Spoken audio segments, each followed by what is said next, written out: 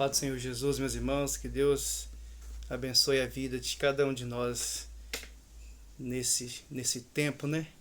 De quarentena, que nós ainda não estamos podendo ter os nossos cultos, né?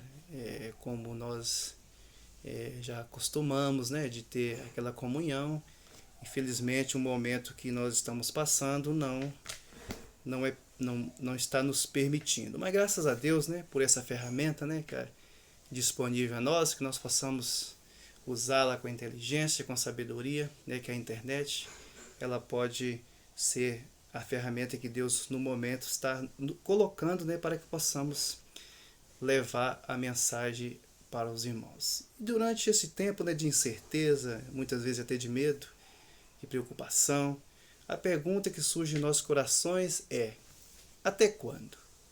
Né? E o livro do profeta Abacuque tem um texto aqui, né, que gostaríamos que nós pudéssemos ler, para que possamos compreender um pouco daquilo que o Senhor quer fazer nas nossas vidas, do cuidado do Senhor para conosco, e das realidades, né, pelas palavras do Senhor relatada, como nós devemos proceder.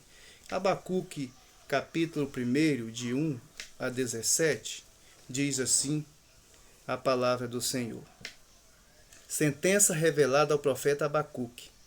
Até quando, Senhor, clamarei pedindo ajuda e tu não ouvirás?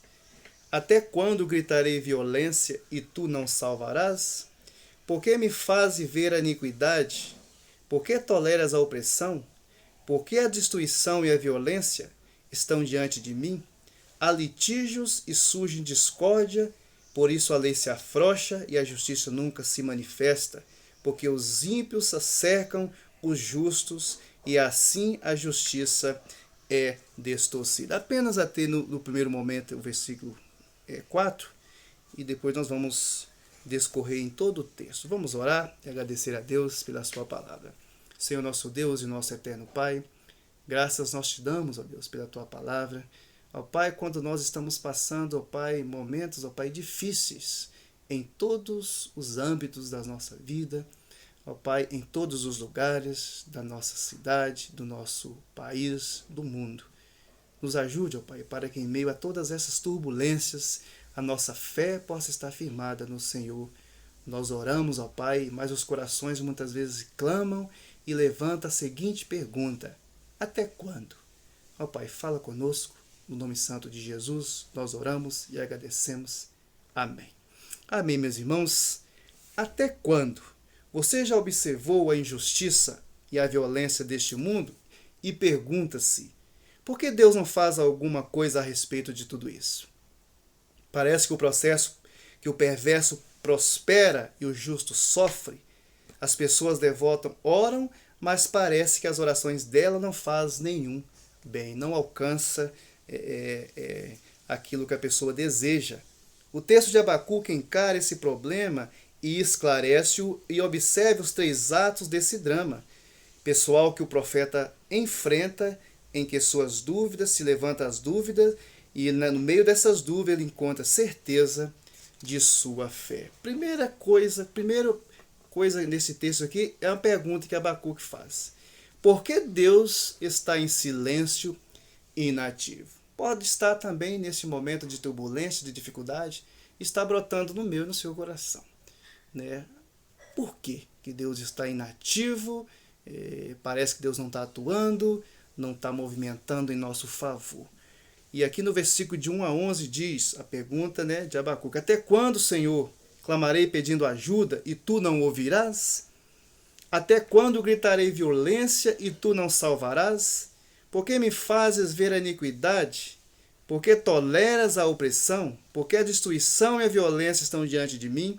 Há litígios e surge discórdia, por isso a lei se afrouxa e a justiça nunca se manifesta, porque os ímpios cercam os justos e assim a justiça é torcida. Este, meus irmãos, é o primeiro problema que confunde o profeta. Ele olha para o mundo e vê somente a violência. A iniquidade toma conta, muitos estão opressos e há contenda e litígio em todo lugar. A lei não era imposta, não havia proteção legal para o inocente que era sentenciado como culpado. Todo o povo era manipulado por advogados e juízes cruéis. Hoje, meus irmãos, também não é diferente. Assim como hoje toda raça sofria por causa da perversidade dos seus governantes. E o nosso questionamento é: por que Deus não faz nada a respeito?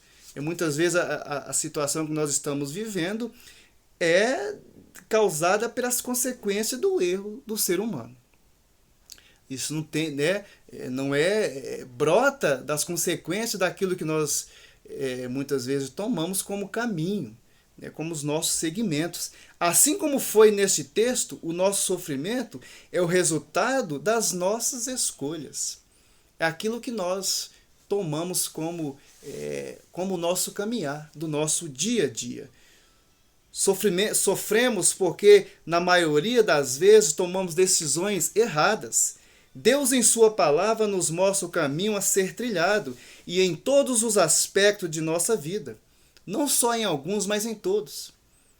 Em todos eles, o povo, assim como foi naquela época e também hoje, só procura a Deus, só preocupa em estar diante do Senhor para satisfazer os seus desejos, mas não querem endireitar os seus caminhos.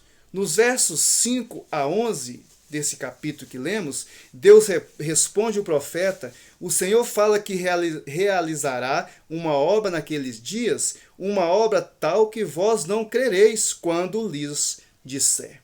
O Senhor fala que vai colocar os caldeus para tomar posse de coisas que não era deles. Os caldeus serão instrumento de disciplina para o povo.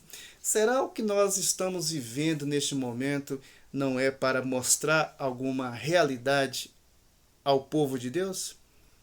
A toda a raça humana, a toda criatura, né, de caminhos, de decisões, muitas vezes tomadas, baseada no eu, né, no antropocentrismo, né, colocando a minha pessoa em primeiro lugar e não o outro e nem tampouco o Senhor.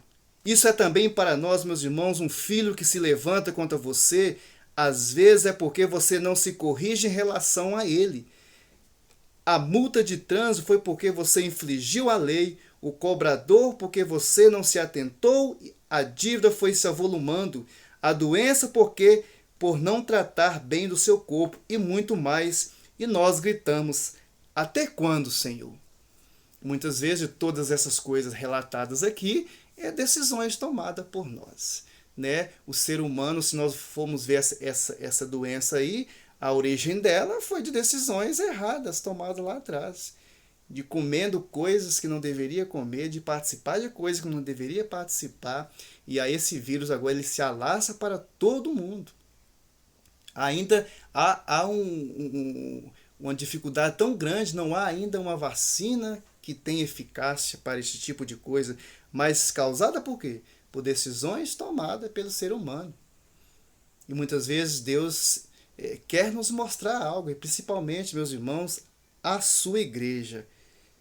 Como Deus verdadeiro, ele que opera e nós não percebemos isso, lá em Romanos 8, 28, fala que todas as coisas contribuem para o bem daqueles que amam a Deus. Mas aqueles que amam a Deus buscam viver uma vida centrada nele. Uma vida que as decisões sejam baseadas nele. Então essa palavra de Romanos é para essa pessoa que vive uma vida centrada no Senhor. Todas as coisas contribuem para o bem daquele que ama ao Senhor. Se eu amo ao Senhor, eu vou fazer a sua vontade.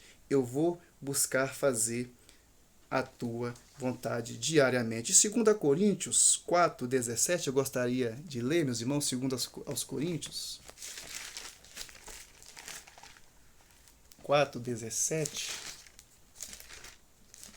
2 aos Coríntios diz: temos, porém, esse tesouro, 4:17, né? Porque a nossa leve e momentânea tribulação produz para nós um peso eterno de glória muito excelente.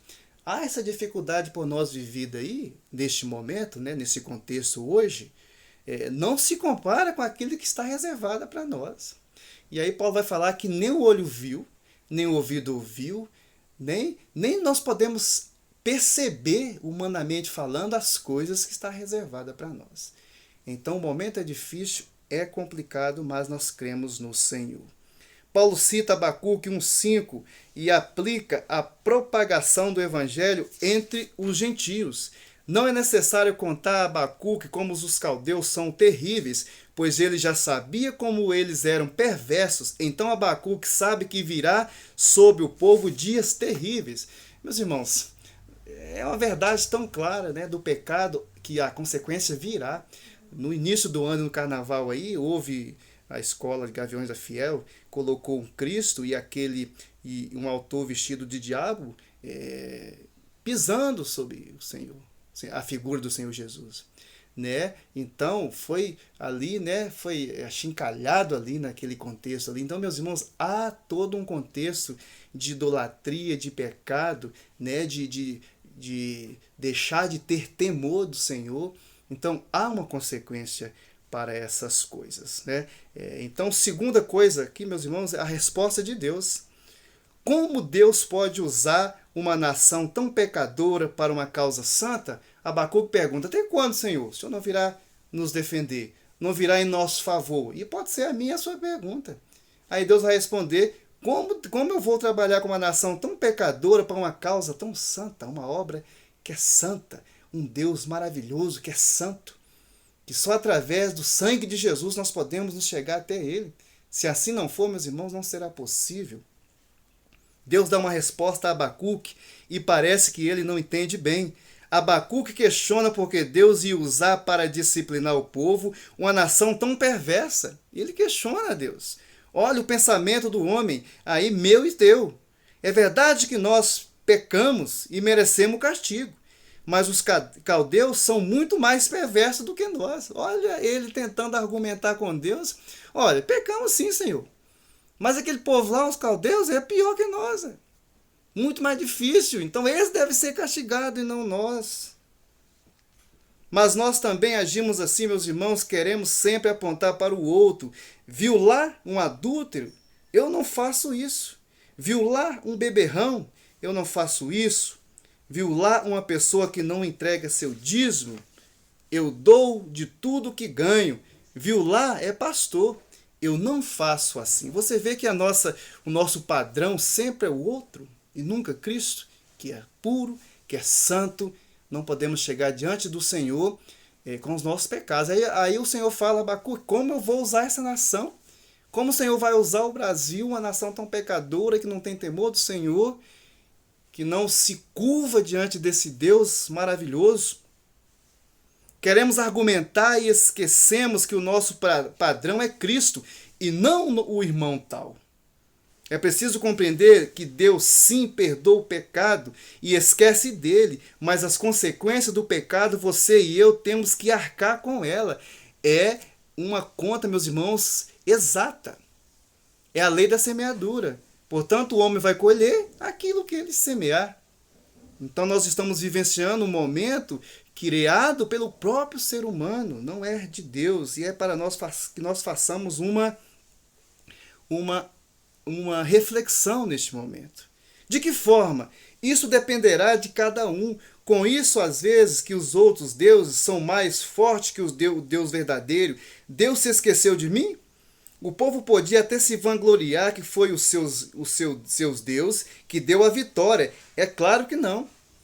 Está no pecado e querer que Deus o abençoe? Como é que Deus vai abençoar aquela nação? Então Deus usou aquela nação idólatra, cheia de deuses, para subjugar Israel, aquele povo. Então a palavra de Deus vem nos falando. Meus irmãos, precisamos lembrar que tantos cristãos que morreram na arena foram martirizados por causa da sua fé. Mesmo assim, não deixou de adorar, de crer e servir com honestidade a um Senhor cujo caminhos pertence a Ele. Meus irmãos, e para concluirmos essa palavra, diante de tudo isso, começamos a compreender o cenário do mundo. Tanta violência, tantas incertezas, tanto medo, tanta maldade.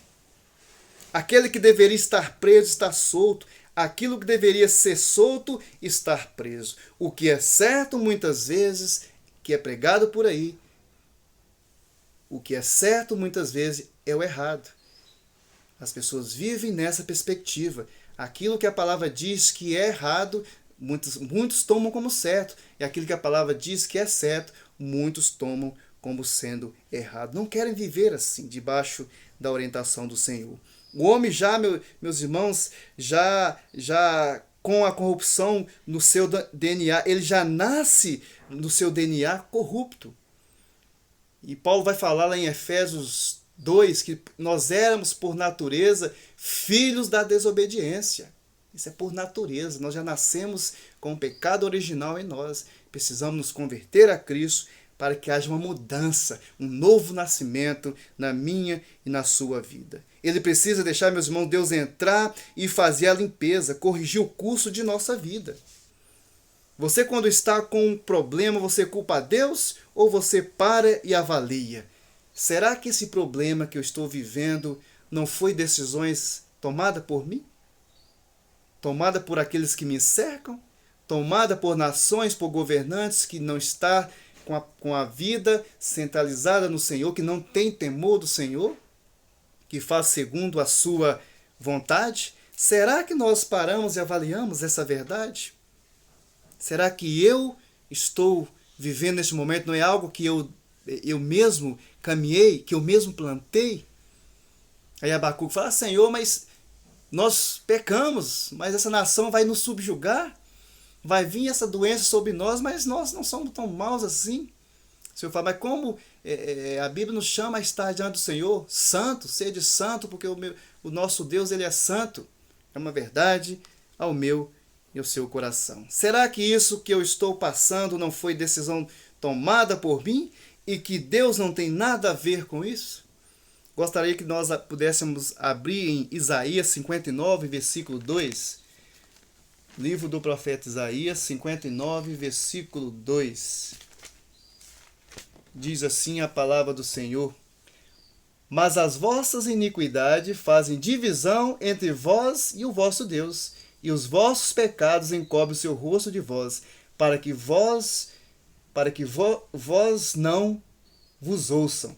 Então, a palavra do Senhor vem dizendo, né, na pergunta levantada no versículo 1, eis que a mão do Senhor não está encolhida para que não possa salvar, nem o seu ouvido agravado para que não possa ouvir, mas é as vossas iniquidades, é o vosso pecado. Então, nós vamos arcar com as consequências deles. Há provações que é para a glória de Deus, meus irmãos, e para o nosso crescimento, mas há coisas que nós cavamos com as nossas próprias mãos. E este momento que nós estamos vivendo, quero te dizer que é o ser humano mesmo que cavou, né, por assim dizer, essa sepultura. Ele buscou, né, lá atrás, lá no país de origem, lá, fizeram coisas que não é correto. Então, esse vírus agora vem aí alastrando por todo o mundo. O texto nos traz uma realidade que vivemos. O mundo está assim por decisões tomadas por cada um de nós. Será que Deus nos esqueceu? Não. Isaías 49, 15 diz, e 16. Pode uma mulher esquecer-se de seu filho de peito, de maneira que não se compadeça do seu filho do seu ventre? Mas ainda que essa se esquecesse, eu todavia não me esquecerei de ti. Eis que na palma das mãos eu te gravei. Isaías 49, 15 e 16. Meus irmãos, palavra do Senhor ao meu seu coração. Deus não esqueceu de nós, mas aquilo que nós tomamos decisões erradas lá atrás, podem ter certeza que nós vamos ter que arcar com as consequências. O mundo está passando por uma dificuldade por decisões tomadas lá atrás. Por decisões que não foram tomadas também. Algumas tomadas erradamente e outras que precisavam ser tomadas que não foram tomadas. Procedimentos que precisavam... o modo de agir daquele momento não foram tomados. Decisões que deveriam ser tomadas para que hoje nós pudéssemos estar aqui tranquilos, vivendo em paz. Mas, meus irmãos, uma palavra que eu deixo para os irmãos. Busquem a paz do Senhor, aquela paz que excede todo entendimento. Em meio a toda essa dificuldade aí, nós vamos seguir em paz, porque o Senhor é o nosso guia.